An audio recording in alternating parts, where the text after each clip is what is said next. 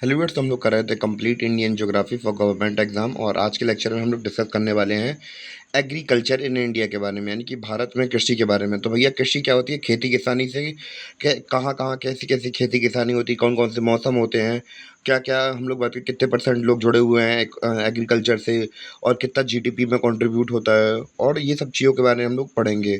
और मैं आपको पहले ही बता दूं कि भैया, जो हमारा एग्रीकल्चर इन इंडिया है, इसका ये टॉपिक काफ़ी बड़ा है और क्वेश्चन भी पूछे जाते हैं हमसे, इसलिए ये चैप्टर काफ़ी डिटेल में होने वाला है। तो भैया 3-4 क्लासेस तो हो ही जाएंगी इसकी कंटिन्यू। तो भैया स्टार्ट करते हैं अपना लेक्चर बिना किसी देरी के भैया। अगर और हाँ, जो कि बीच में से जंप कर रहे हैं तो भैया प्लीज़ मत देखना, यहाँ से पहले स्टार्टिंग की वीडियो देख लेना, तब जाके ये पूरा पूरा हमारा ज्योग्राफी कंप्लीट होगा और समझ में भी आएगा आपको अच्छी तरीके से। तो भैया एग्रीकल्चर के बारे में बात करें तो भैया, एग्रीकल्चर में अगर हम लोग आर्थिक यानी कि इकोनॉमिक सर्वे 2023-24 का देखें तो भैया इसमें अंदाजा मतलब ये निकाला गया, अप्रोक्स डेटा ये निकल के आया कि भैया 42.3% लोग किसमें, कृषि के अंदर इन्वॉल्व हैं। तो भैया हम लोग बात करें कि देश के 100 में से 42% लोग किसके अंदर इन्वॉल्व हैं। 100 देश में 100% में से 42% लोग कृषि में इन्वॉल्व हैं। तो भैया पहले के हम समय में देखते थे तो भैया ये जो डेटा आपको दिख रहा है वो 42% नहीं होता था। इवन कि आप लोग 2011 का रिपोर्ट उठा के देख लेना, तो भैया इससे तो ज़्यादा ही देखने को मिलेगा। तो भैया अब ऐसा क्या हो गया है कि भैया लोग खेती करना छोड़ दिए। तो भैया अब कारण तो हमारा बस यही है कि भैया जो इंडस्ट्रियल सेक्टर में अब लोगों का ध्यान ज़्यादा है और सर्विस सेक्टर के अंदर ज़्यादा ध्यान आ गया है, क्योंकि भैया जो गांव के किसान वगैरह होते हैं तो आपको पता होगा कि भैया मुंबई दिल्ली पुणे निकल जाते हैं। और भैया जब मौसम होता है फसल का तो भैया फसल मतलब फसल वगैरह काटते हैं, अपना खेती किसानी करते हैं, और घर में जो अपनी वाइफ वगैरह होती हैं, बूढ़े लोग होते हैं, उनको देखने के लिए छोड़ जाते हैं जब उनकी ज़रूरत नहीं होती है, और फिर निकल जाते हैं शहर में पैसा कमाने के लिए, और वहीं फैक्ट्री वगैरह में काम करने लगते हैं। तो नॉर्मली हम लोग ज़्यादातर यही देखते हैं गाँव वगैरह में, या फिर कुछ लोग अब सर्विस सेक्टर में जाने लगे हैं। तो भैया इस वजह से जो हम लोग देख रहे हैं इकोनॉमी एग्रीकल्चर के बेसिस पर डाउनफॉल देखने को मिल रहा है हमें इस अब धीमे धीमे लोगों का मन उठने लगा है। और हम लोग बात करें जीडीपी का कितना परसेंट एग्रीकल्चर योगदान देता है, तो भैया जीडीपी का 18.2% तो कौन देता है कंट्रीब्यूट। तो भैया 80% भैया कौन देता है, एग्रीकल्चर ही हमारा क्या देता है, जीडीपी का 18% भैया बहुत बड़ी रकम हो जाती है भारत के पर्सपेक्टिव से देखा जाए तो इतना पैसा हमें कहाँ से मिलता है, कृषि से मिलता है, यानी कि एग्रीकल्चर से मिलता है। इतना क्लियर हुआ आप लोगों को? तो भैया हमारा अब अगला टॉपिक क्या है, क्रॉप सीजन इन इंडिया। तो यानी कि हम लोग बात करेंगे कि खेती किसानी का मौसम कौन सा होता है, वो हम लोग समझेंगे। भैया 3 प्रकार के हमारे यहाँ पे क्रॉपिंग सीजन है। वो है खरीफ सीजन, खरीफ खरीफ खरीफ, फिर राबी या रबी बोल सकते हैं ऐसे, राबी या रबी, और तीसरा होता है जैद। तो भैया खरीफ राबी जैद, खरीफ राबी जैद, खरीफ राजी जैद, खरीफ राबी जैद, खरीफ राफी राबी जैद। तो भैया इस प्रकार हम लोगों ने देख लिया हमारे 3 सीजन है इंडिया के अंदर क्रॉप के। तो भैया खरीफ राबी जैद, तो भैया इतना क्लियर हुआ? तो भैया हम लोगों ने सीजन तो देख लिया, सबको डिटेल से करने की कोशिश करेंगे। तो सबसे पहले हम लोग बात करेंगे खरीफ के बारे में। तो भैया इसके जो खरीफ का फसलें होती हैं, इनको बीज बोने का समय कौन सा होता है, जून से जुलाई के महीने में। कब होता है? जून से जुलाई के महीने में। और फसल काटने का महीना होता है सितंबर से अक्टूबर के टाइम पे। फसल काटने का महीना होता है सितंबर से अक्टूबर के टाइम में। और फसलें कौन कौन सी उगती हैं खरीफ सीजन के अंदर हम लोग बात करें तो भैया, चावल राइस, मेज मतलब मक्का, मक्का मक्का मक्का, ज्वार मतलब बाजरा, ज्वार और बाजरा, कॉटन मतलब कपास, और जूट मतलब जूट, और ग्राउंड नट मतलब मूंगफली मूंगफली, और सोयाबीन और रागी। भैया मैं फसलों के नाम दोबारा बोल देता हूँ, राइस चावल, मक्का, ज्वार बाजरा, कपास, जूट, मूंगफली, सोयाबीन और रागी। और इंग्लिश में बोल देता हूँ, राइस, मेज, ज्वार बाजरा, कॉटन, जूट, ग्राउंडनट, सोयाबीन, रागी। तो भैया यही है हमारी फसल सारी।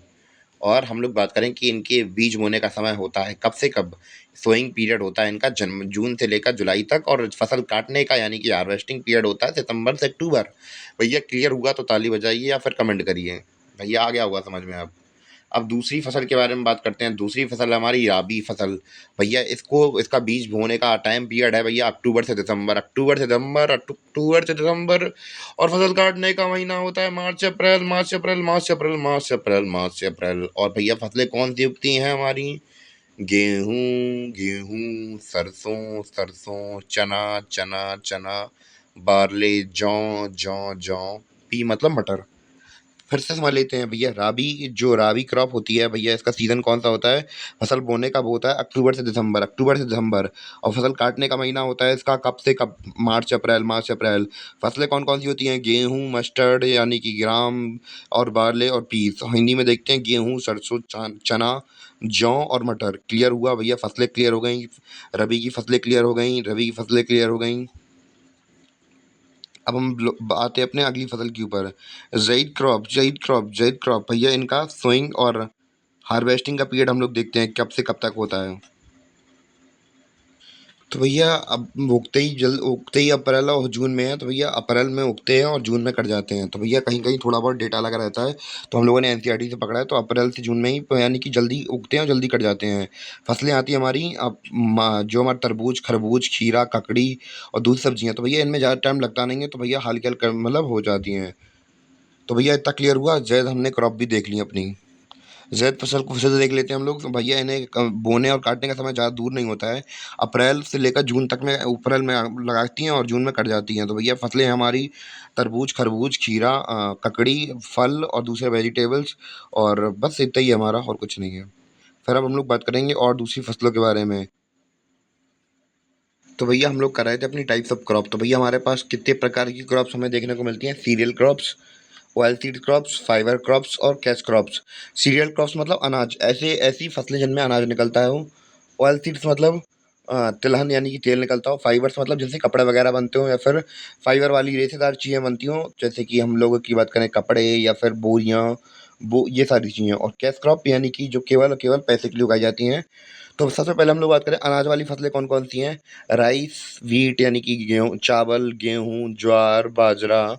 बाजरा की रोटी कड़कदार धूप में खाइए भाई साहब, मज़ा आता है। जब मैं छोटा था तब मैं खाता था। वो मक्खन आता है, मक्खन, क्रीम क्रीम सुनी होगी आप लोगों ने।